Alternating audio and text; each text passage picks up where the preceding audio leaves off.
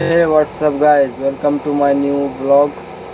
तो गाइज आजকের ভিডিওটা আর কি বলবো বলো তো। ফ্লিপকার্টে এখন অফার চলছে, এত পরিমাণে পার্সেলের প্রেশার। ডেলিভারি বয়রা প্রত্যেকটা দিন 40-45, কোনো দিন 50, মানে আর কি পিক আপ নিয়ে এগুলো 50টা পার্সেল হয়ে যায়। তো কথা হচ্ছে যে আমাদের ড্রাইভারদের তো মাইনে সিস্টেম, ট্রান্সপোর্ট থেকে মাইনে সিস্টেম করা থাকে।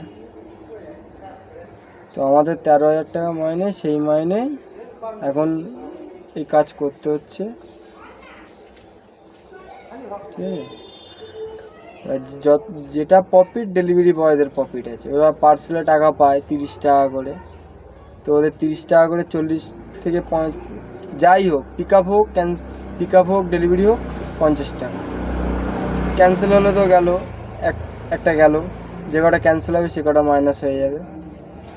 তো এখন সকাল 8টায়, প্রত্যেক দিন সকাল 8টা সামথিং, 7:30 আসছি।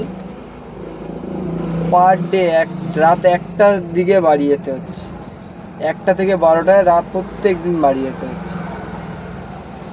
খুব কম রাত 10টায় কাজ শেষ হয়, নাহলে প্রত্যেক দিনই রাত 12টা 1টা কাজ শেষ করতে করতে 12টা পর্যন্ত কাস্টমাররা মাল নেয়। সব কাস্টমার তো মাল নেয় না, কেউ বলে যে এত রাত হয়ে গেল কেন পার্সেল নিয়ে এসছো।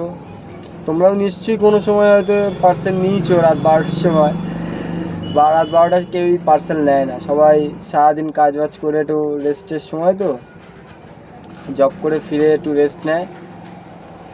তো আমাদের আর রেস্ট, সকালে গাড়ি নিয়ে বেরোচ্ছি, কাজ শেষ করতে করতে রাত। কী করবো এখন, পার্সেলের এতই প্রেশার, যতই তাড়াতাড়ি কাজ করো কোনো দিনও তাড়াতাড়ি কাজ হবে না। তারপরে ওভার টাইমের কথা বললে, ওভার টাইম দেখো, ও যতই ওভার টাইম দিক, সবারই ঘর বাড়ি তো আছে।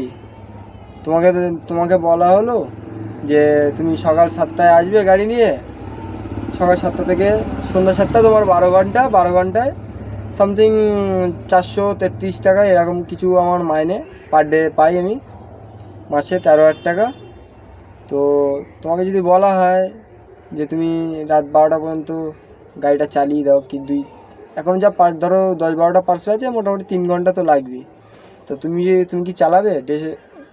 ঘন্টায় 50 টাকা, মানে 3 ঘন্টায় 150 টাকা। তো 150 টাকার জন্য তুমি বাড়ি গিয়ে চান খাওয়া দাওয়া করে রেস্ট নেবে, না তুমি ওখানে রাস্তায় ডেলিভারি এখনও কাজ করবে? সেটা কমেন্ট করে তোমরা জানিও।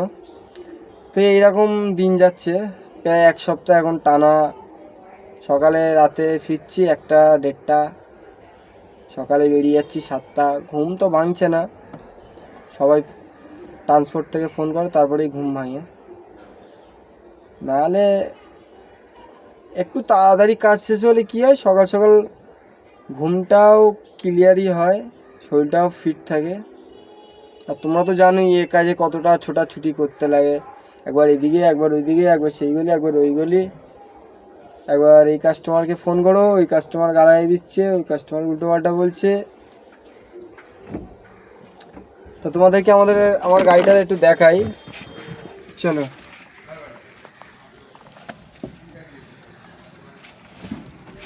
Guys, first